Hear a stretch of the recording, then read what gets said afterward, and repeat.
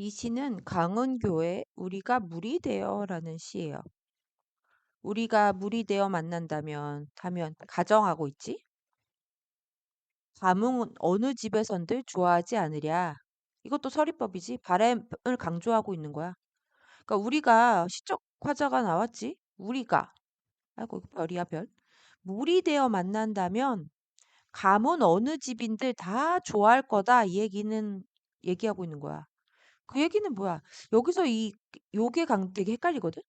이 감은 어느 집이라는 것은 우리가 물이 되어 만나면 좋아한다고 하는 거 봐서 요거에다가 적어주세요. 이 감은 어느 집인들 요거에 대한 얘기야.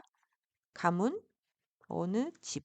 요게 바로 뭐냐면 생명력을 잃은 현대 사회를 의미할 수 있어. 왜? 왜 지워지는 거야?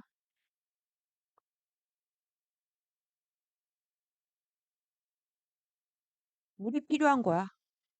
그러니까 뭔가 지금 결핍되어 있는 게 있는 거지. 우리가 키 큰 나무와 함께 키 큰 나무는 생명력이 좀 강하고 이렇게 곧곧 뻗어 있는 그런 거지. 키 큰 나무와 함께 서서 우르르 우르르 비 오는 소리로 흐른다면 다면 다면 전부 다 지금 가정하고 있지 가정. 음성 상징어 우르르 우르르 나왔어. 우리가 키 큰 나무는 생명력이 강할 수도 있지만 어떻게 보면 이 물이 필요한 존재일 수도 있어. 생명을 필요로 한 존재와 함께 이 기로 물로 막 흐르는 거야. 이 물의 생동력을 표현하고 있는 거지. 그렇게 흐른다면 흐르고 흘러서 저물녘엔 저 혼자 깊어지는 강물에 누워. 저 혼자 강물이 깊어진다는 얘기는 흐르면 흐를수록 이 강물이 파이는 걸 의미하는 거야. 시적인 표현인 거지.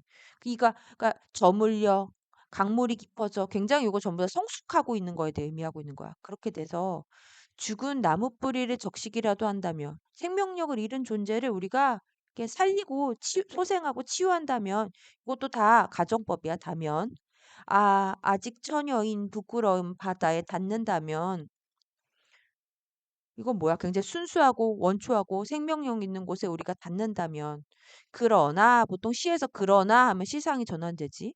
지금 우리는 물로 만나려고 한다. 물로 만나면 되게 좋아. 순수하고 생명력 없는 거 살려주기도 하고 생명력이 없는 가문에서 기뻐하기도 하고 하지만 우리는 불로 만난대. 물과 불을 이렇게 짝대기로 이렇게 해주면 돼요. 이게 바로 뭐야? 대조자 대조. 대조적인 시어야. 불로 만나려고 한다. 불을 만나면 어떻게 돼? 벌써 수치된 뼈 하나가 세상에 불타는 것들을 쓰다듬고 있다. 아까 시에서는 그 산불같이 화염이 시인이 원하는 시초카즈가 원하는 긍정적인 거였는데 여기서 불은 그렇지 않아. 파괴이자 죽음이야. 불이 나니까 어때? 수시된 뼈 하나가 있고 생명력이 없어. 거의 소멸해 버리는 거야.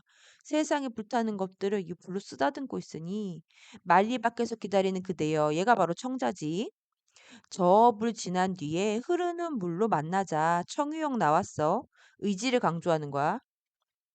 흐르는 물로 만나재. 합일하재. 푸시시 푸시시 이것도 음성 상징어지. 청각으로. 불 꺼지는 소리로 말하면서 올 때는 인적 끝인 넓고 깨끗한 하늘로 오라. 그러니까 이 하늘은 뭐야? 내가 원하는 이상향이 여기야. 불이 꺼지고 요 합일의 세계인 여기서 만나자 그 얘기입니다. 그럼 기억. 메마르고 비정한 삶의 모습을 되돌아낸다. 기억이 뭔데? 감은 어느 집? 생명력이 없고 뭐 비정하고 이런 거지. 물이 없으니까 물이 오면 좋아하겠지. 이 가정적 상황을 계속 반복하고 있지. 다면 그러면 소막을 부각하고 있다. 맞고요. 3번. 니은은 결국 키 큰 나무는 결국 죽은 나무 뿌리가 된다는 점에서 화자로 하여금 안타까움을 불러일으키게 한다. 아니 키큰 나무는 생명을 필요로 하는 존재기도 하고 강한 종이나 존재기도 하기 때문에 뭐 안타까움을 불러일으키는 것도 아니고 그런 거죠. 이건 X예요, X. 4번. 디귿은 인적 끝인 평화와 화합이 모두 끝난 상황을 의미한다. 그렇지 않아요? 5번. 사면에서는 부정적 현실에 대한 안타까움의 정서가 사면에서는 1, 2, 사면에서는 부정적 현실에 대한 안타까움 정서가 사연에서는 부정적 현실에 대한 극복 의지가 드러나 있다. 맞아요? 동그라미죠? 이건 뭐야? 눈이라는 그 경수필, 가벼운 수필이거든. 눈은 따뜻하다. 오버를 걸치고 눈길을 걸을 때 이마를 적시는 한방 눈은 가슴속까지 따뜻하게 한다. 작은 산 너머 거의 눈에 파묻힌 초가집 굴뚝에서 나오는 연기가 삶의 짙은 온도를 체험케 한다. 눈이 한방눈이 쏟아지는 저녁, 잊고 있던 친구들의 얼굴이 각별히 그리워지고 마치 두터운 옷 속에 간직된 체온처럼 그들을 생각하는 따뜻한 정이 조용히 피어남을 느낀다. 안부 편지를 그럼 지금 뭐야? 눈이 뭐래? 이거 눈에 대한 비유지. 두터운 옷 속에 간직된 체온처럼. 안부 편지를 쓰고 싶어지고 어디선가 정다운 전화를 받고 싶은 것이다. 이웃 동네와 교통이 단절된 자기 집에 식구들과 모여 앉아 따뜻한 온돌에 발을 뻗고 옛 이야기를 나누는 삶의 따뜻함을 느낀다. 눈은 조용하다. 눈은 따뜻하다. 눈은 조용하다. 사뭇 쏟아지는 한방눈은 한 송이 한 송이가 무한한 이야기를 도란거리는 것 같으면서도 모든 것을 더욱 고요하게 한다. 그것은 또 눈에 대한 비유지. 고요한 가락돌로 이루어진 웅장한 고향곡이라는 인상을 준다. 이 어두운 밤중에 창밖으로 그칠 줄 모르고 내리는 한방눈을 바라보면 온 세상 아니 온 우주가 이것도 눈에 대한 비유지. 무모한 듯하다 지그지. 깊은 고요 속에 파묻혀가는 듯하다. 눈이 쌓이는 밤은 고요하다. 그러기에 고독하기 마련이다. 그러나 그 고독은 삭막하거나 허전하기보다는 흐뭇한 내용을 갖게 한다. 고요 속에서 나는 나 자신을, 우리는 우리 자신을 새삼 의식하게 되고, 오랫동안 잊혀졌던 스스로를 다시금 발견하게 생각하게 된다.